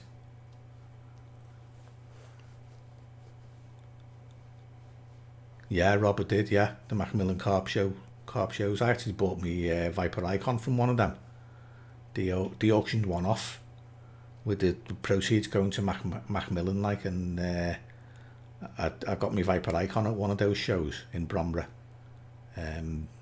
Kirk from Whittle Angling was quite big organising them, wasn't he? And they had a few people on there, like, but they had one fella on called Derek Ritchie. Oh my God. Never again will I ever go and watch him. He was an utter knob. Oh dear. People were walking out, literally. This mouthy cockney, and who'd been fishing, I don't know, a few lakes down south, like, and actually caught some fish. How he caught them, I don't know. But they were all walking out. He was so bad. And that was quite funny. That was one of the worst I've been to. But yeah, I went to pretty much all of them, Rob, that were held in Bromborough at the Civic Centre. Heard a rumour recently WAA is close to 9k on the books. Yeah, I can understand that, Danny. Someone was saying to me that PA's got 11. Now, they used to hold about 8.5, 8 to 8.5 was always about where they held at, like, but they've now got 11. I don't know if it's true. I don't go to the bailiffs meetings anymore, like, because I resigned my bailiff's ticket for PA. So I don't go to the meetings anymore, and I'm not privy to what goes on in them, because they usually, you know, the committee usually tell the lads what's happening in the club, and where they're up to, and how many members they've got, all kinds of useless stuff like that. So because I don't go to the bailiffs meetings anymore, I haven't got my tickets, I don't know. But someone told me 11k. It's a lot, isn't it? And yeah, certainly 9k on WAA is a lot.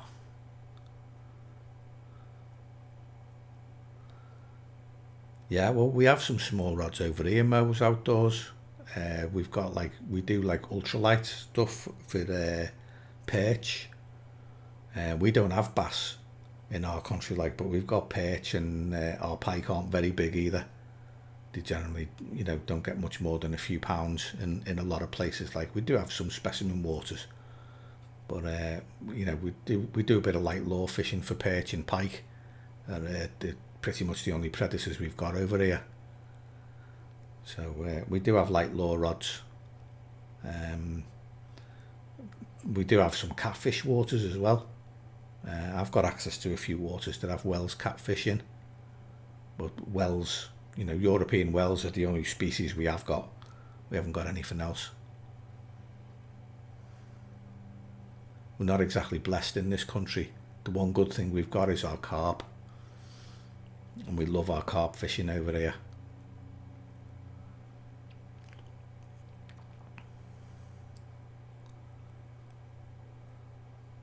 Look at your profile pic.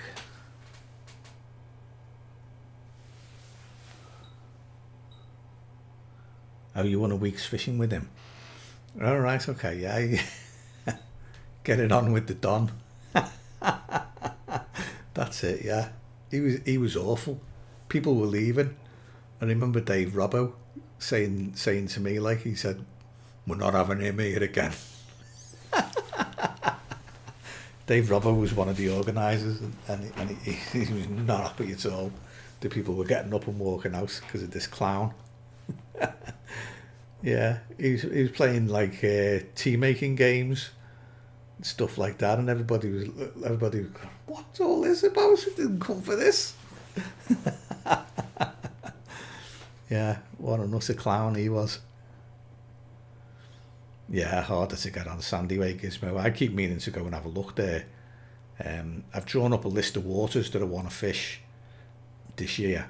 And they're all kind of along the A556 corridor, which I mentioned to Rob before. The furthest one out really is not on the A556 corridor. I've got to go on the motorway to get to it. It's Reedsmere. But coming back, as I come home through Northwich, I've got a few waters to go past, and one of them is Sandy Way, just off the main road. And I keep meaning to go and have a look there, like, because it's got some cracking fish in, and it's not just the carp in Sandy Way, like there's some monster tension bream in there as well that would be worthwhile fishing for. So it's definitely on my list of things to do. Like, the way my fishing works is, because I can only fish on a Saturday daytime, I'm basically screwed. So I go to one water, it's either rammed and I can't get on, or I can't get on the fish. There's a few empty pegs, but they're all empty of fish as well, and I've got no chance. And I'm not one for going through the motions, so I'll go somewhere else. So I start on one water, walk around it. If I find fish and I can get on them, great. If I can't, I'm off somewhere else. So I'm coming back from Reedsmere and coming back towards myself, looking at waters along this road, until I either find a peg that's got fish in on one of them, or I end up back home. And it's not uncommon to end up back home quite a few times. So that's how my fishing goes, and that's what I'm doing at the moment. I'm drawing my plans to for about half a dozen waters maybe, and one of them's Sandy Way. But I've not actually been for a look or even walked round it. I've not set foot on Sandy Way since before Warrington stocked it. They've always owned it, and it's always been in their club, but the last time I was a member, before a couple of years ago, was 20 years ago. Like 99, 2000, they used to fish Grey Mist. Went to Grey Mist a couple of times, and I looked at Sandy Way then, like, but it was low stock and difficult, and it didn't have anywhere near the amount of carpet in it it has now, and I didn't like the look of it. Just thought, don't much care for this. But over the years, like, they've stocked it and done a lot of work on it, like, and I'm interested in it now. So I will get there eventually. Like, it's just a case of not being able to find a swim. Will eventually see me turn up there, because it's now on my list.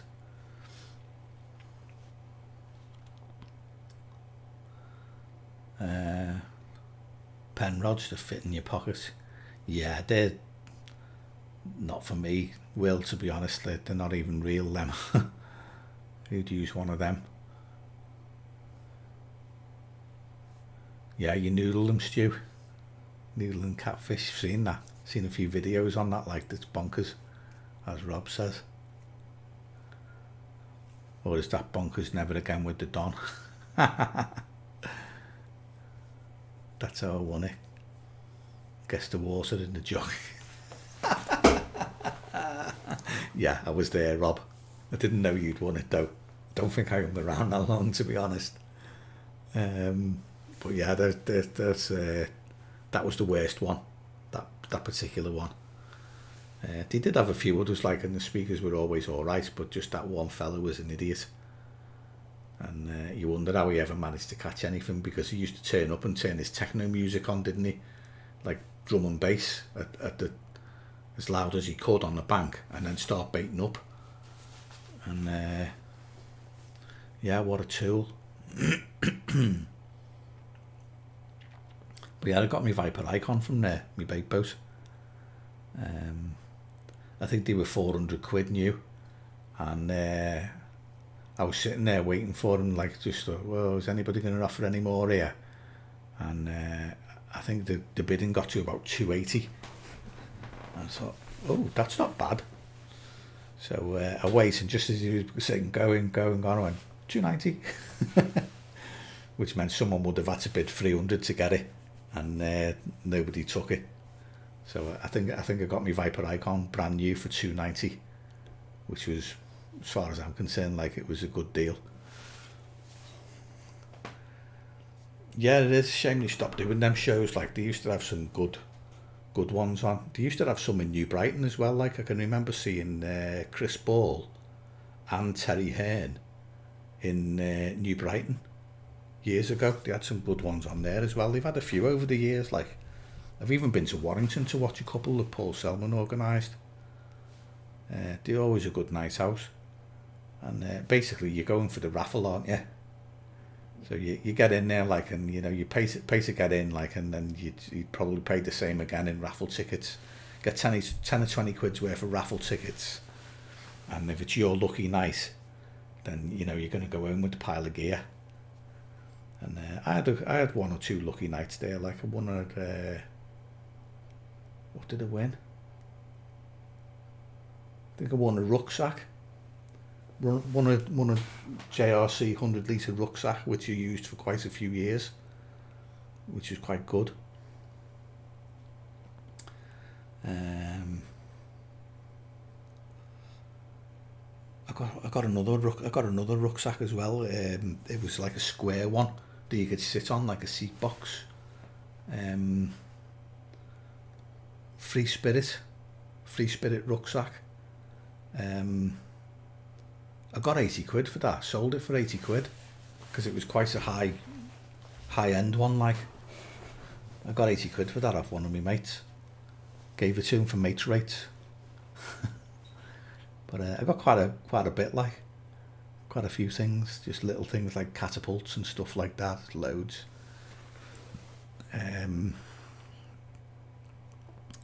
JRC bait pack that you still use now, 48 hours on Pendle View. See, I used to ignore them.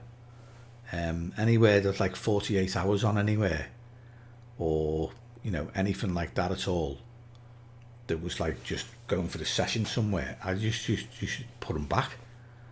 There'd be things on the table like 48 hours on the Mangrove or Birch Grove or somewhere like that, and I'd just ignore it.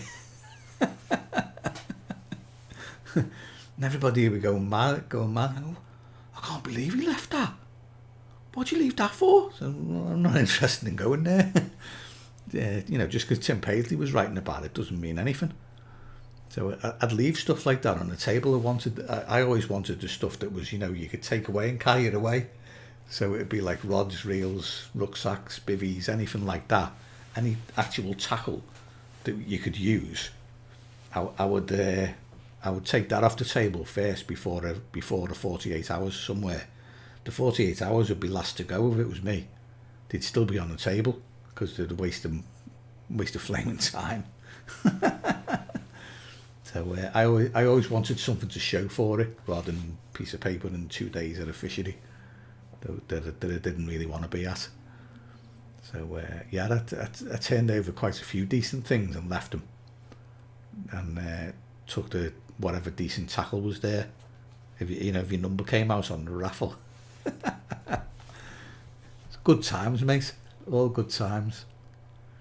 The highlight of the night was go the raffle. We'd all get together and get our tickets out, like, and we'd all be looking, and one of your mates would win, and you'd be like,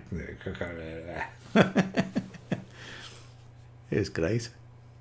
It's a shame they don't do them no more. I'd go and watch another one.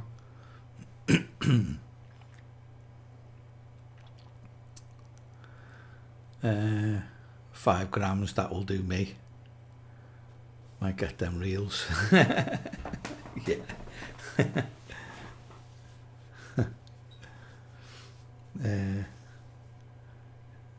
It's an excuse to get you out fishing for 2 days, Rob. That's fair enough.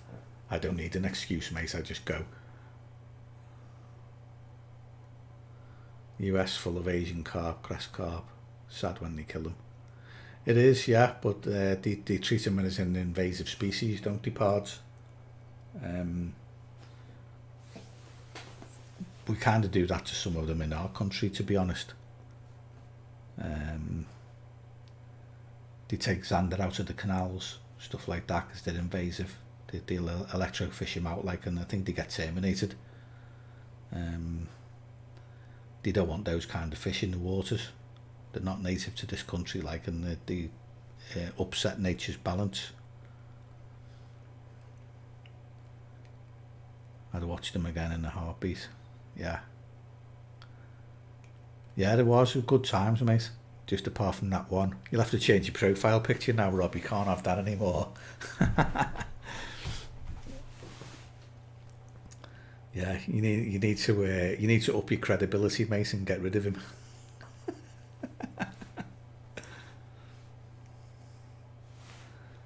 He's a very strange character, that one.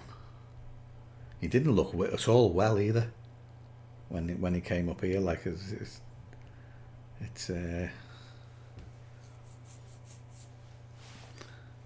didn't look at all well. I guess age and bank life can do that to you. That's one of the reasons I stopped, I think. There's more to life than camping on the bank all the time. Yeah, I can imagine you did, Rob. Yeah, some great stories to tell. He's probably lived a good portion of his life on the bank, I would imagine. And he's fortunate enough to live in an area where there's some monster waters, full of big carp, unlike us up here. Our stories concern doubles, whereas down there it's all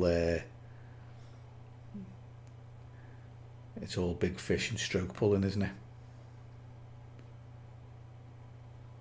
Mind you, we pull a lot of strokes up here ourselves, don't we? Well, some people do anyway. I don't. Not anymore.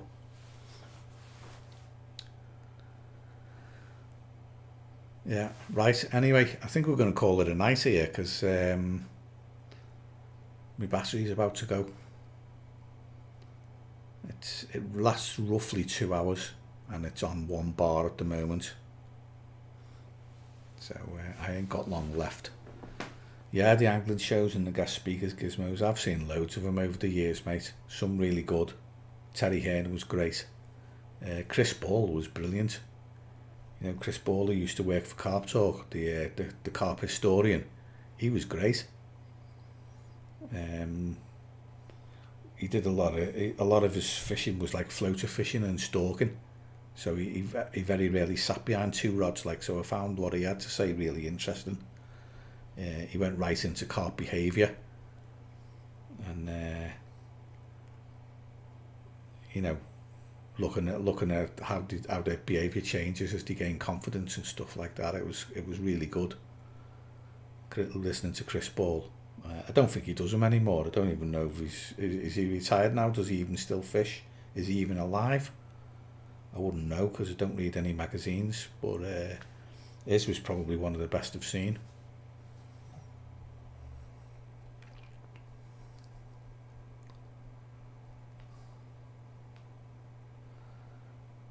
Yeah, thought it was going to be a bit of a learning thing, and you just ended up on a 5-day bender. Well, that's how they fish down there, mate. That's what it's like, isn't it? For characters like that. Yeah, Gary, cheers, mate.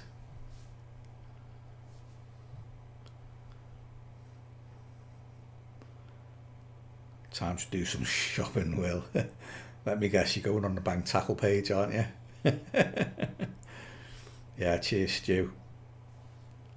Gizmo, Mr. Tyler, you've been quiet again tonight, mate. Take it easy yourself. Yeah, Party was old school floater man and good, a very good angler. You know, he was there doing the show about his fish from Raisbury that had been stalked out, and you know, he was an awesome angler. I like fishing that way myself. Like I quite like it, quite enjoy it. So roll on the summer months is all I'll say. Yeah, thanks Stu. Hit the like button, lads. Smash it. And I'll see you next Wednesday, hopefully. All being well. So take care of yourselves. And I'll stick my thumb up and say good night. See you chaps. And I'll end the stream now.